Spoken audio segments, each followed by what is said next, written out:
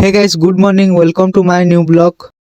तो गाइस आज सरस्वती पूजा है बेले आमे पहला जिमा कुकुर को बिस्कुट खुआई। तो मुई फाइनली से जगह की आदे पहुंची गली आदे जिमा कुकुर को बिस्कुट खुआई छुआ छुआटा माने सुचन देखो ना खेबार केना पलोजन तो बहुत डाखला पर भी नहीं खेले और मुई बहुत चेष्टा कने लटा बुटा आड़े ढुकी बसले बेले मुई पले आदे मुई पले आसली बड़ कुकुर के बिस्कुट खुआबार लगी लेकिन ये कुकुर भी टिके डरुथला काजे की बेले तार बॉयफ्रेंड ने थे हेतिले टिके डरुथला तार बॉयफ्रेंड एले मिसिगिरी खेमी बोली है अटकी थिला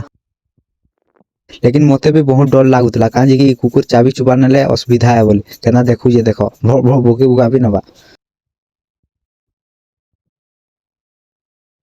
आहादे मुई पले आसली कॉलेज के औ मुई सुना सुन अधा पूजा पाठ सरी जेथिस न इनो पटे नड़िया पेन पिने बोलतेसी जे सार देखि पुआसा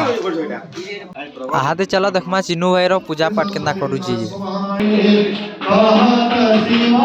टुकेल माने एतकी जोर रे आलती काजे माखुचन बोल जा आलती माखले बाल बुला बढ़ी आसी के